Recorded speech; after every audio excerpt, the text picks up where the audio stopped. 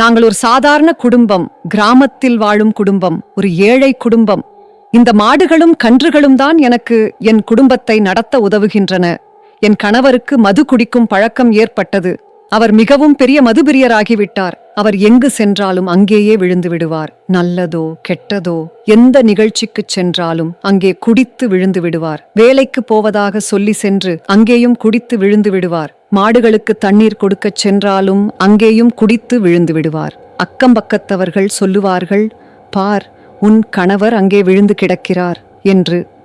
எனக்கு மிகவும் வெட்கமாக இருந்தது. என் குழந்தைகளும் என்னிடம் கேட்பார்கள், அம்மா, அப்பா, ஏன் இப்படி செய்கிறார்? அவர் எங்கும் குடித்து விழுந்து கிடக்கிறார். நீங்கள் ஏன் அவரிடம் எதுவும் சொல்லவில்லை என்று. எனக்கு மிகவும் கஷ்டமாகவும் அவமானமாகவும் உணர்ந்தேன். இந்த பழக்கத்தினால் நான் என் மாடுகளை கூட சரியாக கவனிக்க முடியவில்லை. வீட்டில் பல சிக்கல்கள் ஆரம்பமானது. எங்களை வளர்த்த அந்த மாட்டையே விற்று வீடு நடத்த வேண்டிய நிலை வந்தது. இவ்வளவு பெரிய துன்பம் இருந்தது. அப்போது எங்கள் அக்கம்பக்கத்து அக்கா சொன்னார், அவர்களது வீட்டில் ஒருவருக்காக அடிக்ஷன் கில்லர் மருந்து வாங்கியதாக.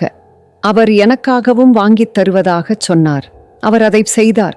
அவர் கொடுத்த அந்த மருந்தை நான் தேநீரிலும் காப்பியிலும் 2 துளி கலந்து கொடுக்க ஆரம்பித்தேன். சில நாட்களிலேயே அவர்களில் மாற்றம் தெரிந்தது. நான் அவரிடம் கேட்டேன், இவ்வளவு நாள் ஆகிவிட்டது, நீங்கள் குடிக்கப் போகவில்லையே என்று. அதற்கு அவர், இப்போது எனக்கு குடிக்கவே மனமில்லை என்று சொன்னார். அதை கேட்டு எனக்கு அளவில்லா மகிழ்ச்சி ஏற்பட்டது.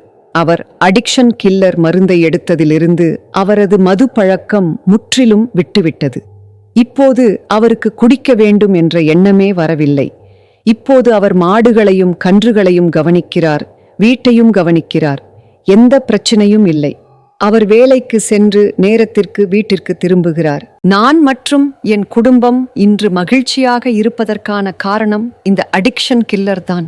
நிச்சயமாக நண்பா, உங்களைப் போன்ற பல இளைஞர்கள் இன்றைக்கு கல்லூரியில் தவறான பழக்கங்கள் அல்லது நண்பர்களின் அழுத்தம் காரணமாக போதை பழக்கத்திற்கு அடிமையாகி விடுகிறார்கள். நீங்கள் எங்களுடைய இந்த அடிக்ஷன் கில்லர் மருந்தை எடுத்துக்கொள்ளலாம். இதன் சிறப்பம்சம் என்னவென்றால், இதில் அஸ்வகந்தா, துளசி, பிராமி போன்ற பல ஆயுர்வேத மூலிகைகள் உள்ளன.